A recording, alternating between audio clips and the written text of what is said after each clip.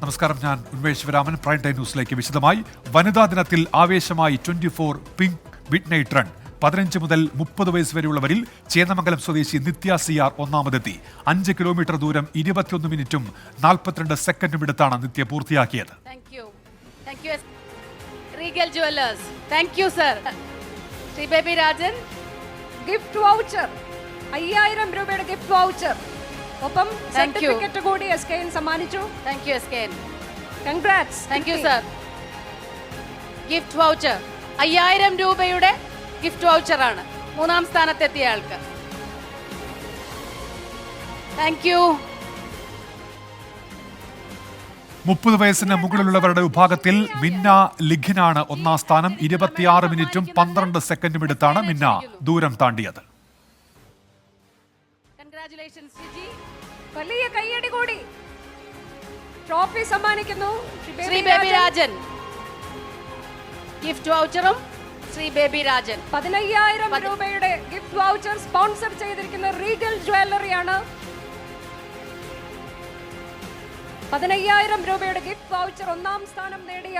സമയം ലിംഗഭേദമില്ലാതെ എല്ലാവർക്കും ഒരുപോലെയാണെന്ന് തെളിയിക്കുന്നതാണ് 24ന്റെ ഉദ്യമമെന്ന് pink midnight run flag off ചെയ്ത മന്ത്രി പി രാജീവ് പറഞ്ഞു. ചടങ്ങിൽ എറണാകുളം ജില്ലാ collector NSK Umesh, 24 chief editor R Sreekandan Nair എന്നിവരും പങ്കെടുത്തു. ആൻമരിയ സണ്ണി വിവരങ്ങളുമായി ഇപ്പോൾ ചേരുന്നുണ്ട്. ആൻമരിയ, വിവരങ്ങൾ.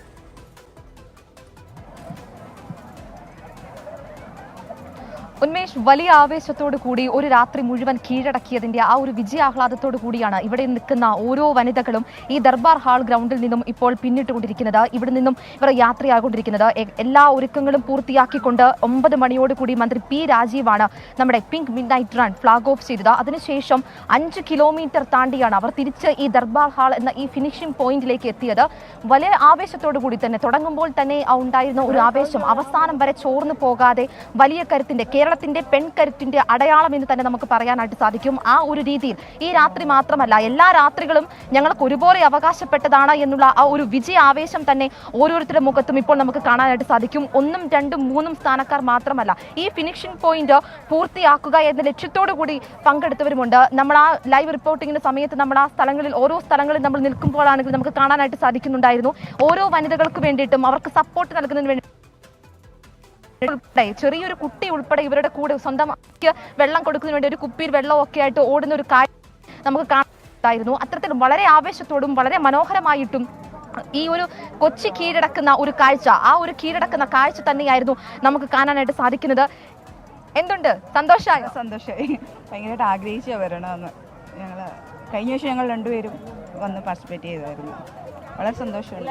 ഇത് തന്നെയാണ് ഓരോ മത്സരാർത്ഥിയിൽ നിന്നും നമുക്ക് അറിയാനായിട്ട് സാധിക്കുന്നത്. വളരെ ഒരു സന്തോഷം, ഇത് കീഴടക്കാൻ സാധിച്ചതിന്റെ, ഈ മത്സരം പൂർത്തിയാക്കാൻ വേണ്ടി സാധിച്ചതിന്റെ ആ ഒരു ആവേശം ആരിൽ നിന്നും ഇതുവരെ ചോർന്നു പോയിട്ടില്ല. ഉന്മേഷ്, ഈ ഒരു ആവേശത്തോടു കൂടി തന്നെയാണ് ഈ ദർബാർ ഹാൾ ഗ്രൗണ്ടിൽ നിന്നും ഇവർ ഇനി പുറകോട്ട് എന്ന് നമുക്ക് പറയാൻ സാധിക്കുകയില്ല. ഈ ദർബാർ ഹാൾ ഗ്രൗണ്ടിൽ നിന്നും അവർ വിടാനായിട്ട് പോകുന്നത്. പക്ഷേ ആ ഒരു 5 കിലോമീറ്റർ കീഴടക്കിയതിന്റെ ആവേശം ഒട്ടും ചോർന്നു പോവുകയില്ല. ഇനി മുന്നോട്ടുള്ള യാത്രയിൽ നിന്നും ഓരോ വനിതകളും ഉറക്കെ തന്നെയാണ് ഉന്മേഷ് പറയുന്നത്.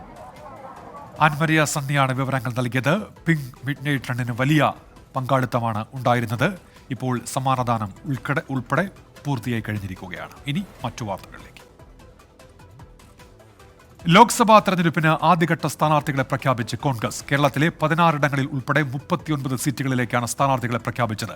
രാഹുൽ ഗാന്ധി വയനാട്ടിലും KC വേണുഗോപാൽ ആലപ്പുഴയിലും മത്സരിക്കും. K മുരളീധരൻ വടകരയിൽ നിന്ന് തൃശൂരിലേക്ക് മാറി. തൃശൂരിൽ K മുരളീധരനും ആലപ്പുഴയിൽ KC വേണുഗോപാലും മത്സരിക്കുമെന്നതാണ് സ്ഥാനാർത്ഥി പട്ടികയിൽ കോൺഗ്രസ് നേതാക്കൾ പറഞ്ഞ സർപ്രൈസ്. പാലക്കാട് MLA ഷാഫി പറമ്പിൽ വടകരയിൽ സ്ഥാനാർത്ഥിയാകും. മറ്റു മണ്ഡലങ്ങളിലെല്ലാം സിറ്റിംഗ് MP മാർ തന്നെ. വയനാട്ടിൽ രാഹുൽ ഗാന്ധി വീണ്ടും മത്സരത്തിനിറങ്ങുന്നത് പ്രവർത്തകർക്ക് ആവേശമാകും. കണ്ണൂരിൽ പാർട്ടിയുടെ സമ്മർദ്ദത്തിന് വഴങ്ങിയാണ് KPCC അധ്യക്ഷൻ K സുധാകരൻ വീണ്ടും അംഗത്തിനിറങ്ങുന്നത്. കഴിഞ്ഞ തവണ UDF പരാജയപ്പെട്ട ഒരേയൊരു സീറ്റായ ആലപ്പുഴ KC വേണുഗോപാലിലൂടെ തിരിച്ചുപിടിക്കാനാണ് കോൺഗ്രസ് ലക്ഷ്യമിടുന്നത്. എനിക്ക് എല്ലാ കാലത്തും ആലപ്പുഴയിലെ ജനങ്ങളില് തികഞ്ഞ പ്രതീക്ഷയുണ്ട്. കാരണം ഞാൻ അവരോടൊപ്പം ജീവിച്ച ആളാണ്. അവരുടെ ഹൃദയവികാരങ്ങളെ ഏറ്റുവാങ്ങിയ ആളുമാണ്. എന്നെ ഏറ്റവും നന്നായി മനസ്സിലാക്കിയവരുമാണ് ആലപ്പുഴക്കാർ. അതുകൊണ്ട് എനിക്ക് ആലപ്പുഴയിലെ ജനങ്ങളിലേക്ക് പോകാൻ ഏറ്റവും വലിയ താല്പര്യവും സന്തോഷവും ഉണ്ട്. തെരഞ്ഞെടുപ്പ് സമിതി യോഗത്തിന് ശേഷം 2 ദിവസത്തെ ചർച്ചകൾക്കൊടുവിലാണ് 39 സീറ്റുകളിലേക്കുള്ള സ്ഥാനാർത്ഥികളെ കോൺഗ്രസ് പ്രഖ്യാപിച്ചത്. ഭൂപേഷ് ബാഗേൽ മാത്രമാണ് പട്ടികയിലെ ഏക മുൻ മുഖ്യമന്ത്രി. രാജ്നന്ദ്ഗാവാണ് മണ്ഡലം. മാണ്ഡ്യയിലെ വെങ്കട്ടരാമ ഗൌഡ, ബംഗളൂരു റൂറലിലെ സ്ഥാനാർത്ഥി DK സുരേഷ് എന്നിവരാണ് പട്ടികയിലെ മറ്റു പ്രമുഖർ. ആദ്യഘട്ട പട്ടികയിൽ 15 പേർ ജനറൽ വിഭാഗത്തിൽ നിന്നും 24 പേർ SC, ST, OBC വിഭാഗത്തിൽ നിന്നുമാണ്. അധികാരത്തിലെത്തിയാൽ 30 ലക്ഷം തൊഴിലവസരങ്ങൾ സൃഷ്ടിക്കുമെന്ന് സ്ഥാനാർത്ഥി പ്രഖ്യാപനത്തിനിടയിൽ കോൺഗ്രസ് വാഗ്ദാനവും നൽകി. അടുത്ത കേന്ദ്ര തെരഞ്ഞെടുപ്പ് സമിതി യോഗം മാർച്ച് 11 ചേരും. കോൺഗ്രസിന്റെ 2 ദേശീയ നേതൃത്വം ഉൾപ്പെടുന്നതാണ് കേരളത്തിന്റെ സ്ഥാനാർത്ഥി പട്ടിക. അതിനാൽ മുഴുവൻ സീറ്റിലും വിജയിക്കുകയെന്ന അഭിമാന പോരാട്ടം തന്നെയായിരിക്കും. ഡൽഹി AICC ആസ്ഥാനത്ത് നിന്നും ജോഗേഷ് സിംഗിനൊപ്പം നിതിൻ അംബുജൻ, 24. പാർട്ടി പറഞ്ഞതുകൊണ്ടാണ് കണ്ണൂരിൽ താൻ വീണ്ടും മത്സരിക്കുന്നത് എന്ന് KPCC അധ്യക്ഷൻ K സുധാകരൻ. പട്ടികയുടെ ഉത്തരവാദി പാർട്ടിയായിരിക്കും. ഒരാൾക്ക് ഒരു പദവി എന്നതിൽ പാർട്ടിയാണ് തീരുമാനം എടുക്കുന്നത് എന്നും K സുധാകരൻ പറഞ്ഞു. ആദ്യം പറഞ്ഞിട്ടില്ലേ, സർപ്രൈസ് ആണ് വരാൻ പോകുന്നത്. നിങ്ങളൊക്കെ പിന്നാന്ന് പറഞ്ഞു, ഇന്നലെ പറഞ്ഞു, ഇന്ന് നിങ്ങൾക്കത് അനുഭവവേദ്യമായി. അങ്ങനെയുണ്ട് നമ്മളെ അഭ്യാസം. ഇക്കൊരു മത്സരിക്കണം എന്ന് പാർട്ടി പറഞ്ഞു, അവിടെ മത്സരിച്ചു. ഘടകകക്ഷികളിൽ മുസ്ലിം സ്ഥാനാർത്ഥികൾ ഉള്ളതുകൊണ്ടാണ് കോൺഗ്രസ് പട്ടികയിൽ മുസ്ലിം പേരുകൾ കുറഞ്ഞത് എന്ന് പ്രതിപക്ഷ നേതാവ് VD സതീശൻ പറഞ്ഞു. കേരളത്തിൽ BJPക്ക് അക്കൗണ്ട് തുറക്കാൻ CPIM സൗകര്യമൊരുക്കുകയാണെന്നും VD സതീശന്റെ വിമർശനം. CPM-ന്റെ ഘടകകക്ഷികളിൽ മുസ്ലിം സ്ഥാനാർത്ഥികൾ ഇല്ലല്ലോ. ഞങ്ങളുടെ ഘടകകക്ഷികളിൽ 2 മുസ്ലിം സ്ഥാനാർത്ഥികളുണ്ട്. കഴിഞ്ഞ പ്രാവശ്യവും ഞങ്ങൾക്കൊരു മുസ്ലിം സ്ഥാനാർത്ഥി ഉണ്ടായിരുന്നു. ഈ പ്രാവശ്യവും ഞങ്ങൾക്ക് മുസ്ലിം. സോഷ്യൽ ബാലൻസ് എല്ലാം കറക്റ്റാണ്. ഒന്നും തെറ്റിയിട്ടില്ല. വേണേ ഒന്നും കൂടി നോക്കിയാൽ മതി. കേരളത്തിൽ BJP അക്കൗണ്ട് തുറക്കാനുള്ള എല്ലാ സൗകര്യവും ചെയ്തിട്ടാണ് CPM നിൽക്കുന്നത്. വേരണ്ട നിൽക്കുന്നത് BJPയുടെ മുമ്പിൽ, CPM നിൽക്കുന്നത്. തിരുവനന്തപുരത്ത് ആത്മവിശ്വാസക്കുറവില്ലെന്ന് ഡോക്ടർ ശശി തരൂർ. മത്സരം നിസ്സാരമല്ല, മറ്റു പാർട്ടികളുടെ സ്ഥാനാർത്ഥികളെ ബഹുമാനിക്കുന്നുവെന്നും ശശി തരൂർ പ്രതികരിച്ചു. തന്റെ പ്രചാരണം 5 വർഷം മുൻപേ ആരംഭിച്ചതാണെന്ന് കാസർകോട്ടെ UDF സ്ഥാനാർത്ഥി രാജ്മോഹൻ ഉണ്ണിത്താൻ പറഞ്ഞു. ആരെങ്കിലും വിട്ടുപോയെങ്കിൽ അത് പാർട്ടിയെ ബാധിക്കില്ലെന്നും രാജ്മോഹൻ ഉണ്ണിത്താൻ മതേതര രാഷ്ട്രീയത്തിന്റെ ആവശ്യകത ഉയർത്തിപ്പിടിക്കുമെന്നും വടകരയിലെ സ്ഥാനാർത്ഥി ഷാഫി പറമ്പിൽ പ്രതികരിച്ചു.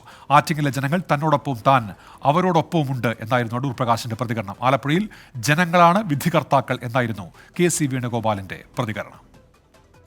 ശ്രീ പനിയൻ രവീന്ദ്രൻ 15 വർഷം മുമ്പ് ഞാൻ സ്ഥാനാർത്ഥിയായി വരുമ്പോൾ അദ്ദേഹമായിരുന്നു നിലവിലുണ്ടായിരുന്ന സിറ്റിംഗ് MP. പക്ഷേ അദ്ദേഹത്തിന് ആ സമയത്ത് മത്സരിക്കാൻ തോന്നിയില്ല. ഈ 15 വർഷക്കാലം തിരുവനന്തപുരത്തിന് ഓരോരോ ആവശ്യങ്ങൾക്ക് വേണ്ടിയിട്ടും നമ്മുടെ രാജ്യത്തെ ചില വിഷയങ്ങളെക്കുറിച്ച് എന്തായിരുന്നു അദ്ദേഹത്തിൻ്റെ നിലപാട്, എന്താണ് ചെയ്തിരിക്കുന്നത്.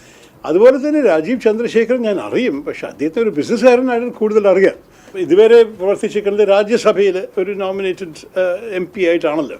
ഇത് ആദ്യത്തെ തവണയിൽ അദ്ദേഹം ഇപ്പോൾ ജനങ്ങളുടെ വിശ്വാസം എടുക്കാൻ വേണ്ടി വരുന്നത്. ആത്മവിശ്വാസം ഒരു കുറവുമില്ല എന്ന് മാത്രമല്ല, ഞാൻ ശരിക്ക് പറയുകയാണെങ്കിൽ ഇതിനെ ഞാൻ മര്യാദയോട് കാണുന്നു. ഒരിക്കൽ കൂടി എന്നെ കാസർഗോഡ് പാർലമെന്റിൽ മത്സരിക്കാൻ സ്ഥാനാർത്ഥിയായി തെരഞ്ഞെടുത്തത് കഴിഞ്ഞ 1968 ഞാൻ രാഷ്ട്രീയ പ്രവർത്തനം ആരംഭിച്ചത്.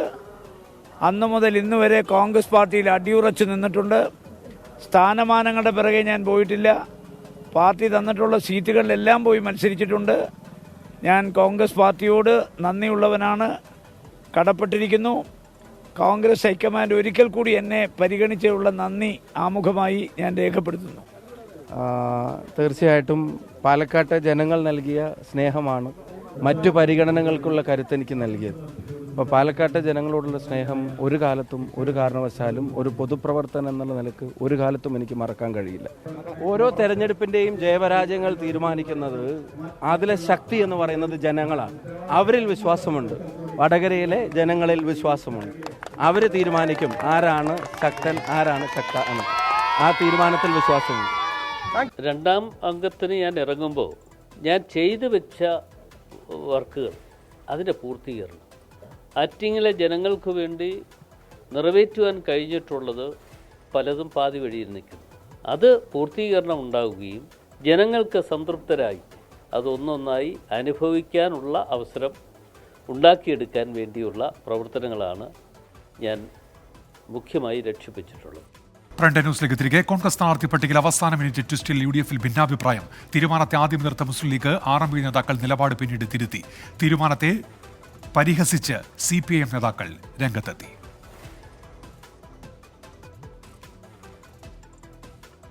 2019 അവസാന നിമിഷ സർപ്രൈസായിരുന്നു വടകരയിലേക്കുള്ള K മുരളീധരന്റെ വരവ്. ഇത്തവണ സ്ഥാനാർത്ഥിയെ സംബന്ധിച്ചിടത്തോളം ആശങ്കയില്ലാത്തതിനാൽ പ്രചാരണം നേരത്തെ ആരംഭിച്ചു.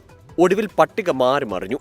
സാമുദായിക സമവാക്യങ്ങൾ പരിഗണിച്ച് ഷാഫി പറമ്പിൽ മത്സരത്തിനിറങ്ങും. തീരുമാനത്തെ ആദ്യം എതിർത്ത മുസ്ലിം ലീഗ്, RMP എന്നീ പാർട്ടികൾ പിന്നീട് പിന്തുണ പ്രഖ്യാപിച്ചു. സിറ്റുവേഷൻ നേരിടാൻ വേണ്ടി ധീരമായ ഒരു തീരുമാനം എടുത്താൽ ഞങ്ങൾ അതിന്റെ കൂടെ നിൽക്കല്ലേ വേണ്ടത്. അവിടെ ഏത് സ്ഥാനാർത്ഥി വന്നാലും ഞങ്ങൾ ആ തരത്തിൽ തന്നെ ഏറ്റവും ശക്തമായി പ്രവർത്തനവുമായിട്ട് ഞങ്ങൾ മുന്നോട്ട് പോകും. ഷാഫി പറമ്പിൽ ഏറ്റവും ശക്തനായ യുവ നേതാവാണ്.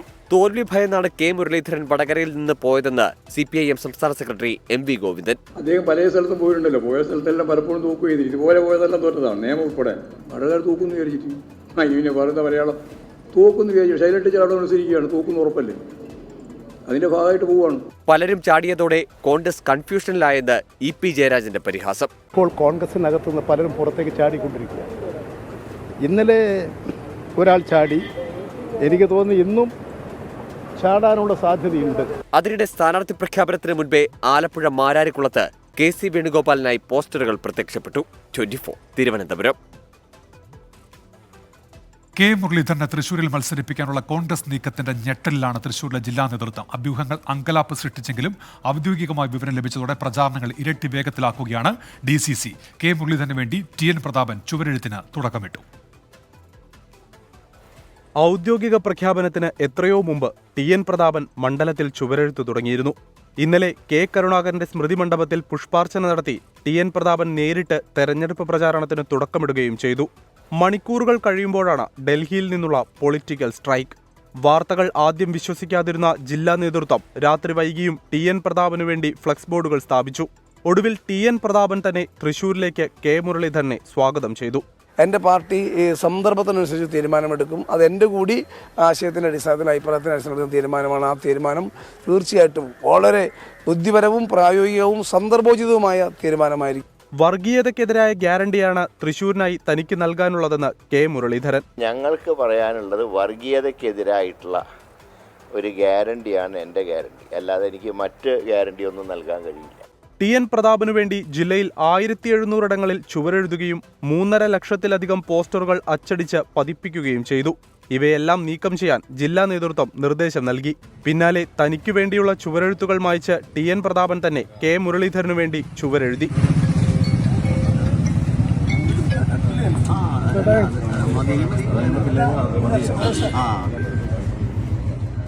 നാളെ രാവിലെ 11 മണിക്ക് തൃശൂരിൽ എത്തുന്ന കെ മുരളീധരനെ റോഡ് ഷോയായി സ്വീകരിച്ച് മണ്ഡലത്തിൽ അവതരിപ്പിക്കാനാണ് നേതൃത്വത്തിന്റെ തീരുമാനം. 24 തൃശൂർ. ദേശീയതലത്തിൽ കോൺഗ്രസിന് ശക്തനായ നേതാവില്ലെന്ന് പത്മജ വേണുഗോപാൽ. സഹോദരൻ കെ മുരളീധരൻ ഇന്ന് പറയുന്നതല്ല നാളെ പറയുന്നത് എന്ന് പത്മജ വിമർശിച്ചു. പത്മജയ്ക്ക് കെ മുരളീധരനേക്കാളും അനുഭവ സമ്പത്തും രാഷ്ട്രീയ ബോധവുമുണ്ടെന്ന് കെ സുരേന്ദ്രൻ പറഞ്ഞു.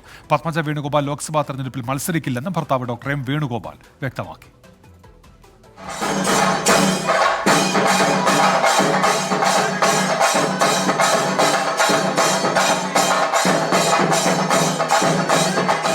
BJP പ്രവേശനത്തിന് പിന്നാലെ തിരുവനന്തപുരത്തെത്തിയ പത്മജ ആദ്യമെത്തിയത് BJP ആസ്ഥാനമായ മാരാർജി ഭവനിൽ. ഇന്ദിരാഭവനും മാരാർജി ഭവനും തന്റെ കുടുംബമെന്ന ആമുഖത്തോടെയായിരുന്നു പത്രസമ്മേളനം. കോൺഗ്രസ് നേതൃത്വത്തിനും സഹോദരൻ കെ മുരളീധരനുമെതിരെ ഉയർത്തിയത് രൂക്ഷ വിമർശനങ്ങൾ. ഇങ്ങനത്തെ ചേട്ടന്റെ സ്വഭാവം എനിക്ക് ഒരു പ്രശ്നമല്ല. കാരണം ചേട്ടൻ എന്ന് പറയണല്ല നാളെ പറയാം. ആള് ഒരു 3-4 പാർട്ടി മാറി വന്ന ആളായതുകൊണ്ട് അദ്ദേഹത്തിന് തന്നെ പറയാൻ അവകാശമില്ല. എന്റെ സഹോദരനെ ശരിക്കും പറയുകയാണെങ്കിൽ എന്റെ അനിയനാണെങ്കിൽ 2 അടി കൊടുത്തേനെ. ടിവിയിലിരുന്ന് നേതാവായ രാഹുൽ മാങ്കൂട്ടത്തിൽ അപമാനിച്ചത് തന്റെ മാതാവിനെയെന്നും രാഹുലിനെതിരെ കേസ് കൊടുക്കുമെന്നും പത്മജ. പിന്നെ രാഹുൽ മാങ്കൂട്ടത്തിൽ എന്ന് പറയുന്നത് ടിവിയിലിരുന്ന് നേതാവായതാ. അദ്ദേഹം എങ്ങനെയാണ് ഈ ജയിലിൽ 10 ദിവസം കിടന്നതെന്നും എന്താ അതിന്റെ പിന്നിലത്തെ കഥകളെന്നൊക്കെ എനിക്കറിയാം. അത് എന്നെ കൊണ്ട് പറയിപ്പിക്കരുത്. ഞാൻ ഒന്നും മിണ്ടില്ല കോൺഗ്രസുകാർക്കെതിരെ എന്ന് വിചാരിച്ചതാണ്. ലോക്സഭാ തെരഞ്ഞെടുപ്പിൽ മത്സരിക്കാൻ പത്മജ താൽപര്യം പ്രകടിപ്പിച്ചിട്ടില്ലെന്ന് BJP സംസ്ഥാന അധ്യക്ഷൻ കെ സുരേന്ദ്രൻ 24നോട് പറഞ്ഞു. ലോക്സഭാ തെരഞ്ഞെടുപ്പിൽ BJP പത്മജയെ പരിഗണിക്കുന്നുണ്ടോ എന്ന ചോദ്യത്തിന് കഴിവുള്ളവർക്ക് BJP അവസരം നൽകാറുണ്ടെന്ന് മറുപടി. BJPയിൽ വന്നവരാരും പിന്നെ അവർക്കാർക്കും മോഹഭംഗം ഉണ്ടായ ചരിത്രം ഉണ്ടായിട്ടില്ല. BJPയിൽ വന്നവർക്കെല്ലാം മാന്യമായ അർഹമായിട്ടുള്ള പരിഗണന കൊടുത്ത അതിഥികളെ അങ്ങേയറ്റം ബഹുമാനത്തോടെ സ്വീകരിച്ച ഒരു പാർട്ടിയാണ്. പത്മജ ലോക്സഭയിലേക്ക് മത്സരിക്കില്ലെന്ന് ഭർത്താവ് ഡോക്ടർ M വേണുഗോപാൽ 24നോട് പറഞ്ഞു. ഇലക്ഷൻ മത്സരിക്കാനില്ല എന്ന് തുറന്നു പറഞ്ഞിട്ടുണ്ട്. എന്നുവെച്ചാൽ കാര്യം കുറച്ച് ഹെൽത്ത് ഇഷ്യൂസ് ഉണ്ടായിരുന്നു. അതൊക്കെ റിക്കവർ ചെയ്ത് വരുന്ന സമയത്താണ്. അപ്പോൾ എല്ലായിടത്തും ഓടി കണക്കുള്ള 7 കോൺസ്റ്റിറ്റ്യൂൻസി കവർ ചെയ്യാൻ പറ്റില്ല. അപ്പോൾ ഇത്തവണ ഇലക്ഷൻ ഇല്ല. ഇനി അസംബ്ലിയൊക്കെ വരുന്നുണ്ടല്ലോ, നമുക്ക് നോക്കാം, വരുന്നറിയാം. പത്മജയുടെ BJP പ്രവേശനത്തിൽ ബന്ധമുണ്ടെന്ന പ്രതിപക്ഷ നേതാവ് VD സതീശന്റെ പരാമർശം തള്ളി മുൻ DGPയും കൊച്ചി മെട്രോ MDയുമായ ലോക്നാഥ് ബെഹ്റ രംഗത്തെത്തി. വിവിധ ബ്യൂറോകൾക്കൊപ്പം 24 തിരുവനന്തപുരം. പ്രൈം ന്യൂസിലേക്ക് തിരികെ. കേരള തമിഴ്നാട് അതിർത്തിയായ കീഴ്മലയിൽ കാട്ടാനയാക്രമണത്തിൽ ആദിവാസി യുവാവ് മരിച്ചു. ആറുകാണി കീഴ്മല സ്വദേശി മധുവാണ് മരിച്ചത്. വെള്ളമെടുക്കാൻ തോട്ടിൽ എത്തിയപ്പോഴായിരുന്നു കാട്ടാനയുടെ ആക്രമണം. ഹരികൃഷ്ണൻ തിരുവനന്തപുരത്ത് നിന്ന്. ഹരികൃഷ്ണൻ, വിവരങ്ങൾ. ഇന്ന് വൈകിട്ടോടു കൂടിയാണ് ഇത്തരത്തിലൊരു സംഭവം ഉണ്ടാകുന്നത്. ഈ സംസ്ഥാനത്ത് ഈ വന്യജീവി ആക്രമണങ്ങൾ ഉണ്ടാകുന്നത് പതിവായ സാഹചര്യത്തിലാണ് ഇത്തരത്തിൽ തിരുവനന്തപുരം ജില്ലയ്ക്ക് സമീപമുള്ള കന്യാകുമാരിയിൽ ഇത്തരത്തിലൊരു സംഭവം ഉണ്ടാകുന്നത്. ഈ കന്യാകുമാരി ജില്ലയിലെ ഈ ആറുകാണി കീഴ്മല എന്ന പ്രദേശത്താണ് ഈ സംഭവം ഉണ്ടാകുന്നത്. ഈ കീഴ്മല എന്ന പ്രദേശം ഒരു വനപ്രദേശമാണ്, ഒരു വനപ്രദേശമാണ്. അവിടെ ഈ ആദിവാസി ജനവിഭാഗങ്ങളാണ് കൂടുതലായി താമസിക്കുന്നത്. ഈ ആദിവാസി ജനവിഭാഗത്തിലെ ഒരു ചെറുപ്പക്കാരനാണ് ഈ മധു. ഇയാൾ ഈ സമീപ പ്രദേശങ്ങളിൽ ഈ കുടിവെള്ള പൈപ്പ് അത് നന്നാക്കുന്നതുമായി ബന്ധപ്പെട്ട് ജോലി ചെയ്യുന്ന ആളാണ്. ഇത്തരത്തിൽ ഇന്ന് വൈകിട്ട് 5:30യോടുകൂടി ഈ ജോലിക്കിടയിൽ ഈ തോട്ടിൽ വെള്ളമെടുക്കാൻ പോയപ്പോഴാണ് ഇത്തരത്തിൽ കാട്ടാനയുടെ ആക്രമണം നേരിടേണ്ടി വന്നത്. ഇയാൾ വെള്ളമെടുക്കാൻ പോയ സമയത്ത് ഈ തോട്ടിൽ. ശരി, ഹരികൃഷ്ണനാണ് തിരുവനന്തപുരത്ത് നിന്ന് വിവരങ്ങൾ നൽകിയത്. Doctor APJ Abdul Kalam study സെന്ററിന്റെ നാരി പുരസ്കാർ മന്ത്രി ജെ ചിഞ്ചുറാണി വിതരണം ചെയ്തു. 24 സബ് എഡിറ്റർ സുനിത കൃഷ്ണൻ പുരസ്കാരം ഏറ്റുവാങ്ങി. തിരുവനന്തപുരത്ത് പ്രൊഫസർ N കൃഷ്ണപിള്ള സ്മാരക ഹാളിലായിരുന്നു പുരസ്കാര വിതരണം. കാട്ടാക്കട MLA IB സതീഷ് ഉൾപ്പെടെയുള്ളവർ ചടങ്ങിൽ പങ്കെടുത്തു. പ്രൈം ന്യൂസിലേക്ക് തിരികെ. ശിവരാത്രി ആഘോഷങ്ങൾക്ക് ആലുവ മണപ്പുറത്ത് വൻ ഭക്തജനത്തിരക്കാണ്. പിതൃതർപ്പണത്തിനായി 116 ബലിത്തറകൾ ഒരുക്കിയിട്ടുണ്ട്. എബിൻ ജോസ് തയ്യാറാക്കിയ റിപ്പോർട്ട് കാണാം. ആലുവ മണപ്പുറത്ത് ശിവരാത്രി ആഘോഷങ്ങൾ പുരോഗമിക്കുകയാണ്. ഈ രാത്രിയിലും നിരവധി തീർത്ഥാടകരാണ് ഈ ആലുവ ക്ഷേത്രത്തിലേക്കും മണപ്പുറത്തേക്കുമായി എത്തിച്ചേരുന്നത്. പ്രധാനമായും പിതൃതർപ്പണ ചടങ്ങുകളാണ് ശിവരാത്രിയോട് അനുബന്ധിച്ച് നടക്കുന്നത്. നാളെ പുലർച്ചെ വരെ ഈ പിതൃതർപ്പണ ചടങ്ങുകൾ നടക്കും. 116 ബലിത്തറകളിലായി 300-ലധികം കാർമ്മികളുടെ നേതൃത്വത്തിലാണ് ഈ പിതൃതർപ്പണ ചടങ്ങുകൾ നടക്കുക. വലിയ സുരക്ഷാ സംവിധാനങ്ങൾ പോലീസ് ഇതിനോടനുബന്ധിച്ച് ശിവരാത്രിയോടനുബന്ധിച്ച് ഒരുക്കിയിട്ടുണ്ട്. 1000-ലധികം പോലീസുകാരെയാണ് ഈ ശിവരാത്രി ആഘോഷത്തോടനുബന്ധിച്ച് ഇവിടെ വിന്യസിച്ചിട്ടുള്ളത്. തീർത്ഥാടകരുടെ സുരക്ഷ കണക്കിലെടുത്തുകൊണ്ടാണ് ഈ ക്രമീകരണങ്ങളെല്ലാം ഒരുക്കിയിരിക്കുന്നത്. ഇപ്പോൾ രാത്രിയിലും ദർശനത്തിനായി നിരവധി തീർത്ഥാടകരാണ് ഈ ക്ഷേത്രത്തിനുള്ളിലേക്ക് എത്തുന്നത്. അതോടൊപ്പം തന്നെ മണപ്പുറത്ത് പിതൃതർപ്പണ ചടങ്ങുകളും പുരോഗമിക്കുന്നുണ്ട്. നാളെ പുലർച്ചെ വരെ ഇതുപോലെ തീർത്ഥാടകരുടെ നീണ്ട നിര ശിവരാത്രിയോടനുബന്ധിച്ച് ആലുവ മണപ്പുറത്തുണ്ടാവും. നാളെ പ്രധാനമായും ഇന്ന് രാത്രിയും പുലർച്ചെയുമാണ് ഈ ആലുവ ക്ഷേത്രത്തിലെ ചടങ്ങുകൾ നടക്കുക. ഈ ചടങ്ങുകളെല്ലാം കഴിഞ്ഞതിന് ശേഷം മാത്രമാകും തീർത്ഥാടകർ മടങ്ങുക. ഇപ്പോൾ ഈ എത്തുന്ന തീർത്ഥാടകർ ഈ മണപ്പുറത്ത് വിവിധ സ്ഥലങ്ങളിലായി ഇന്ന് രാത്രി പാർത്തതിന് ശേഷം നാളെ പുലർച്ചെ ദർശനവും കഴിഞ്ഞ് പിതൃതർപ്പണ ചടങ്ങുകളും പൂർത്തിയാക്കിയതിനു ശേഷം മാത്രമായിരിക്കും മടങ്ങുക. ഈ മടങ്ങുന്ന തീർത്ഥാടകർക്കായി കൂടുതൽ ഗതാഗത സംവിധാനങ്ങളും ഒരുക്കിയിട്ടുണ്ട്. കൂടുതൽ KSRTC ആലുവയിൽ നിന്ന് നാളെ സർവീസ് നടത്തുമെന്നുള്ളത് നേരത്തെ തന്നെ അറിയിച്ചിട്ടുണ്ട്. അതുപോലെ തന്നെ സുരക്ഷാ ക്രമീകരണങ്ങൾ നടത്തുന്നത് പോലീസിൻ്റെ നേതൃത്വത്തിലാണ്. അത് എല്ലാ സജ്ജീകരണങ്ങളും ഒരുക്കിയിട്ടുണ്ട്. ഏതായാലും ശിവരാത്രി ആഘോഷങ്ങൾ ഭക്തി നിർഭരമായി തന്നെ ആലുവയിൽ പുരോഗമിക്കുകയാണ്. എബിൻ ജോസ് തയ്യാറാക്കിയ റിപ്പോർട്ടാണ് കണ്ടത്. ഇതോടെ പ്രൈം ടൈം ന്യൂസ് പൂർത്തിയാകുന്നു. ലോകത്തെവിടെയായാലും ഏത് സമയത്തും 24 വാർത്തകളും ഓഗ്മെന്റഡ് റിയാലിറ്റി പാക്കേജുകളും എക്സ്പ്ലെയിനറുകളും വിശദമായി കാണാൻ ഞങ്ങളുടെ YouTube ചാനൽ നിങ്ങൾക്ക് സബ്സ്ക്രൈബ് ചെയ്യാം.